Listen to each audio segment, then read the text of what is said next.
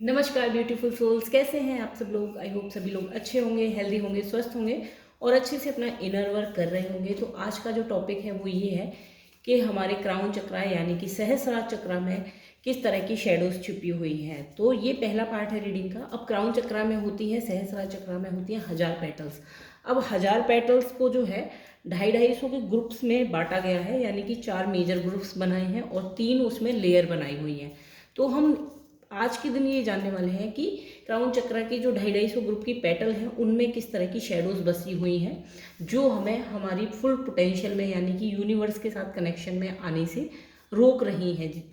और ये reading general है, कलेक्टिव है, टाइमलेस है। जब भी आपकी स्क्रीन पर पॉपअप हो तभी आपके साथ रेजोनेट कर सकते हैं। हो सकता है रीडिंग पूरी रेजोनेट करे, हो सकता है कुछ पार्ट रेजोनेट करे, हो सकता है बिल्कुल भी ना करे।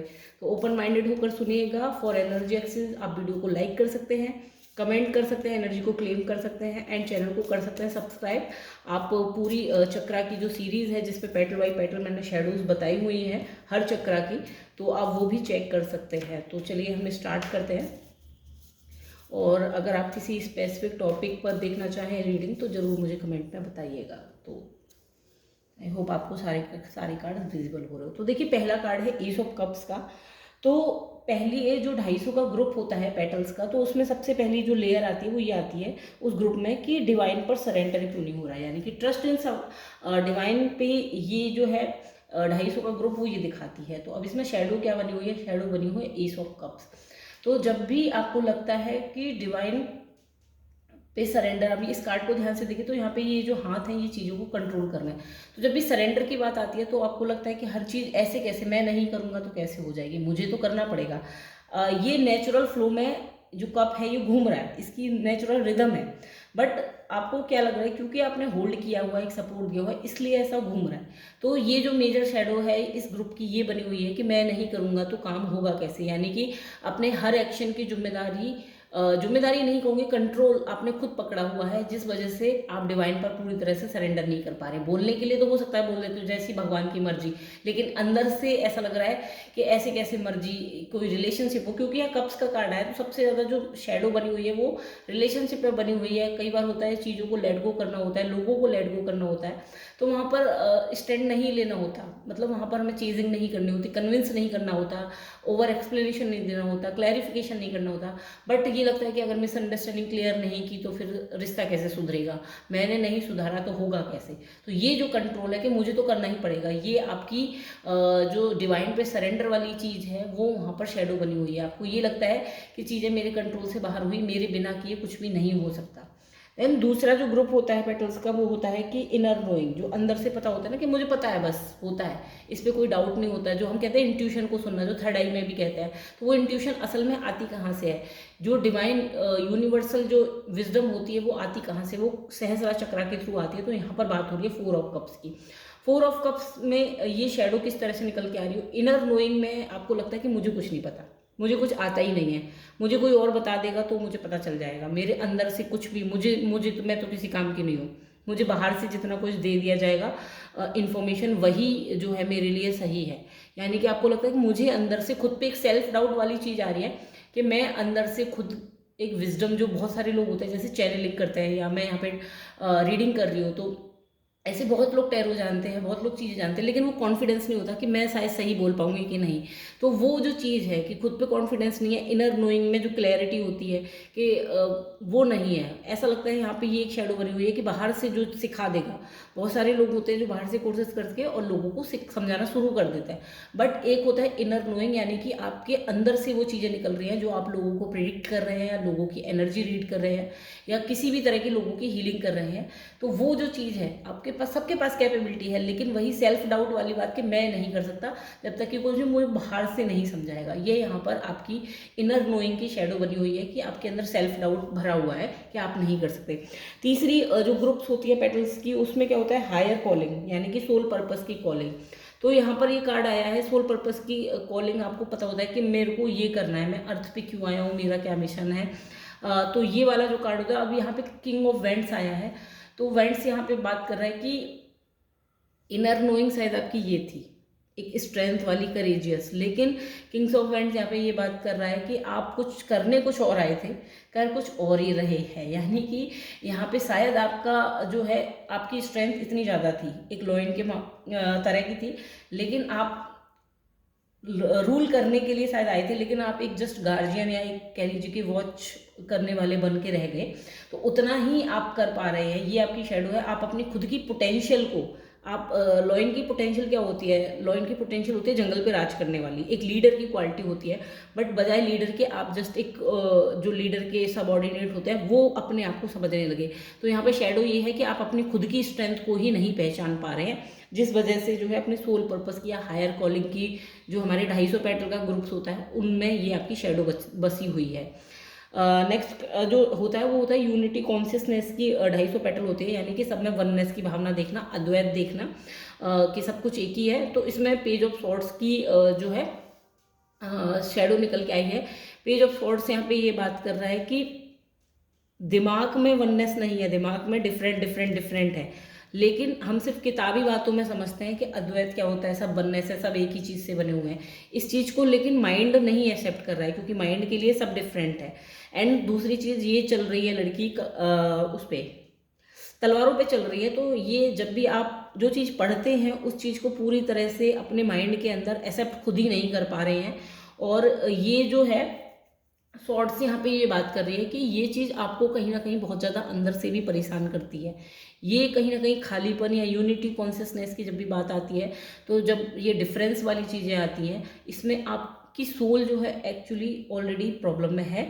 वो चाहती है कि आप वननेस की फीलिंग को समझें, बट आपका माइंड इस चीज़ को एक्सेप्ट नहीं कर रहा है। ये यहाँ पे शेडो बन रही है।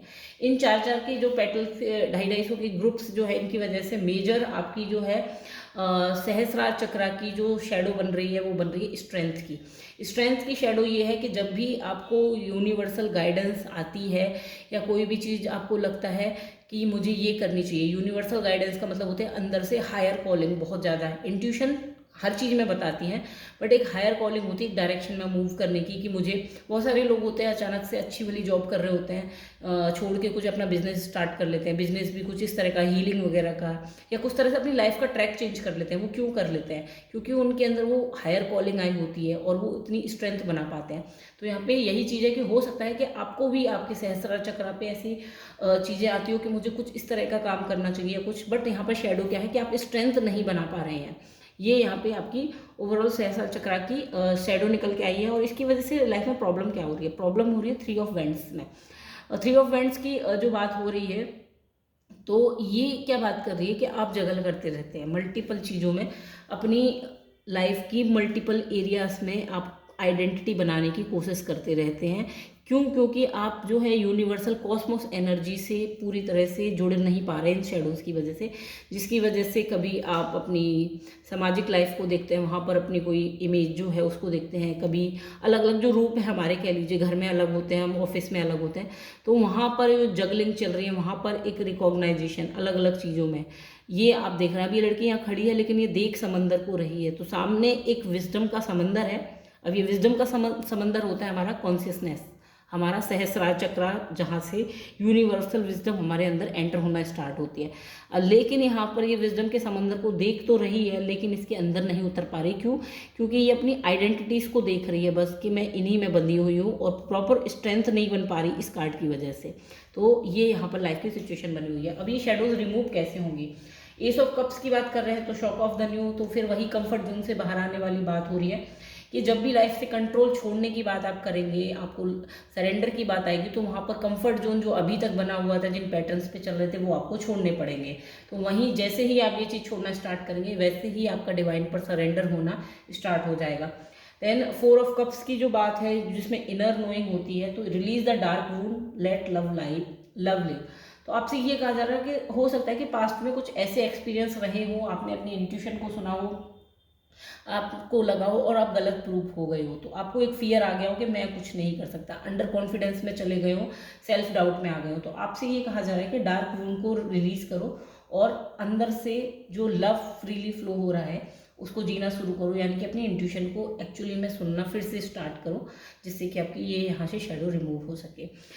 तीसरी जो होती है सोल पर्पस की, हायर कॉलिंग की, तो उसमें क्या आ रहा है? She feels she knows. तो जहाँ पर जो स्ट्रेंथ नहीं बन पा रही, तो आपसे ये कहा जा रहा है कि जब भी ये वाली चीज़ है जो आपको लगता है, आपको कई बार ऐसा होता है कि अंदर से ऐसा करेज उठता है और ऐसा लगता है कि मैं जानती हूँ, मुझे यही डायरेक्शन चाहिए, बट आप एक्शन नहीं ले पा रहे, तो वहाँ पर आपसे कहा जा रहा है कि सुनिए, अपने इनर कॉलिंग को सुनिए कि आपको अगर अंदर से लग रहा है कि नहीं यही चीज़ मुझे करनी है, तो बजाय लोगों के समझने के, जैसे शायद ये आदमी यहाँ खड़ा हुआ है लेकिन इसको शायद पता है कि ये सर्व करने के लिए पैदा हुआ है और लीडरशिप के लिए पैदा हुआ है, ना कि सबऑर्डिनेट बनने के लिए, भीड़ को फॉलो करने के लिए। तो ये कार्ड यही बात कर रहा है, सी फील्स शी नोज। तो एक्चुअली में किंग की बात हो रही है यहाँ पर, तो ऑलरेडी ये जानता है कि ये लीडरशिप के लिए पैदा हुआ है, बट कर क्या रहा है, गार्जियनशिप कर रहा है। तो वही चीज़ बताई जा रही है कि आपको पता तो है कि आप इससे कहीं ज़्यादा बेटर डिजर्व करते हैं जो भी कर रहे हैं, बट क्योंकि आप स्ट्रेंथ नहीं बना रहे जिस वजह से ये प्रॉब्लम आ रही है, तो आपको जो हायर कॉलिंग आ रही है उसको समझने की कोशिश करिए और अपनी स्ट्रेंथ बनाइए और इस पर एक्शन लीजिए। नेक्स्ट में क्या होता है, यूनिटी कॉन्शियसनेस में, तो ये डाइविंग फॉर लाइट। तो आप जो यूनिटी कॉन्शियसनेस में जो किताबी ज्ञान से पढ़ के अद्वैत के सिद्धांत को मानते हैं कि सब कुछ एक ही है, बजाय उसको समझने के आपको उसको फील करना होगा, अंदर उतरेंगे। डाइविंग फॉर लाइट का मतलब है उस ज्ञान को जस्ट पढ़कर अंदर उतारने के बजाय उस ज्ञान में डायरेक्ट जीकर जब आप इस चीज़ को फील करना स्टार्ट करेंगे, तो आपकी ये शैडो जो है ना कि माइंड एक्सेप्ट नहीं कर रहा है कि सब कुछ तो अलग है, मैं कैसे मान लूँ किताबों से पढ़ के, तो जो किताबी ज्ञान है वो आपके अंदर तभी उतरेगा आप जब उसको जीना स्टार्ट करेंगे। तो ये यहाँ से शैडो रिमूव होगी। स्ट्रेंथ कार्ड की जो शैडो है, कोलैबोरेटिव ड्रीम, तो यहाँ पर ये बात करा जा रहा है कि स्ट्रेंथ कार्ड इस तरह से आएगा, आप जो है समझेंगे इस चीज़ को कि ड्रीम अब किस तरह से कोलैबोरेट होते हैं।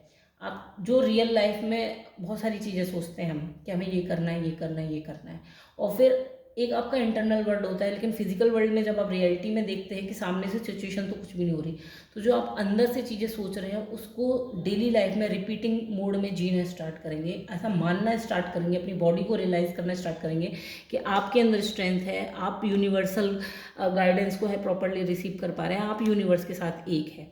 तो जैसे ही इन चीज़ों को आप अपने अंदर रिपीट मोड में लेके आएंगे, वैसे ही आपके अंदर जो स्ट्रेंथ की कमी है वो धीरे धीरे बनना स्टार्ट हो जाएगी। जब आप बार बार अपने आप को कहेंगे कि मैं स्ट्रेंथ में हूँ, मैं स्ट्रेंथ में हूँ, मैं स्ट्रेंथ में हूँ, तो ऑब्वियसली आपके माइंड बॉडी सोल में जब यही चीज़ रिपीट होगी, तो आपकी जो है यहाँ पर ये जो शैडो है ये धीरे धीरे एडजस्ट होना स्टार्ट हो जाएगी। देन ओवरऑल जो सहस्रार चक्र की जो बन रही है सिचुएशन, 3 ऑफ वैंड्स की, जो सामने समंदर है उसको भी defend to the end the worth while, तो आपसे कहा जा रहा है यहाँ पर defend to the end the worth while. इसका यहाँ पर ये मतलब है कि अपने आप को एंडलेस समझो। सबसे पहले तो जो आप इस ज्ञान के समंदर में उतरने से पहले डर रहे हो और इन आइडेंटिटीज़ में पकड़े हुए किनारे पे खड़े हुए हो, किनारे पे जब तक आप खड़े हो तो उसकी गहराई को, समुद्र की गहराई को नहीं समझ पाओगे।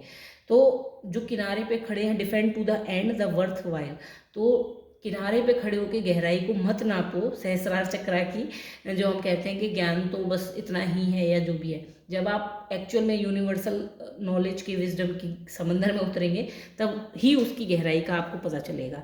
तो आपकी सबकॉन्शियस माइंड आपसे यही कह रही है कि किनारे पर मत खड़े रहिए।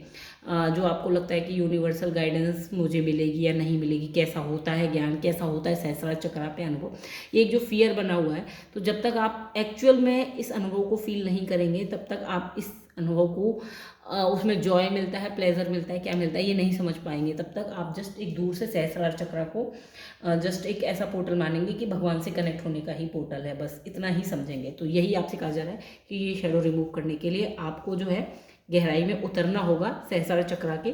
अब इसके लिए देखिए बहुत सारी चीज़ें हैं, मेडिटेशन कर सकते हैं, चैंटिंग से स्टार्ट कर सकते हैं, धीरे धीरे अपनी हीलिंग कर सकते हैं, लेकिन सहस्रार चक्र को ओपन करने के लिए नीचे से चक्रास पे जितना आप काम करेंगे, रूट से लेके धीरे धीरे जब अपनी डेली लाइफ के ब्लॉक्स को, पैटर्न्स को, बिहेवियर को समझना स्टार्ट करेंगे, उनकी शेडोज़ को समझना स्टार्ट करेंगे, तो यहाँ की शेडोज़ भी धीरे धीरे हटने लगेंगी और आप इस समंदर में अपने आप ही अंदर उतरने लगेंगे बिना एफर्ट के। जब आप नीचे से रूट चक्र से लेके अपने हर एक चक्र पे अवेयरनेस के साथ काम करते हैं, काम करना अलग है, हीलिंग करना अलग है, लेकिन अवेयरनेस के साथ जब आप काम करेंगे तो डेफिनेटली आपको ये वाला जो एक्सपीरियंस है, जो ज्ञान के सागर में उतरने वाला एक्सपीरियंस है, ज़रूर आपको एक्सपीरियंस फील करने को मिलेगा। आई होप आपको रीडिंग पसंद आई हो और कमेंट में ज़रूर बताइएगा कि कौन सी पेटल पर जो है आप सबसे ज़्यादा रेजोनेट हुए हैं।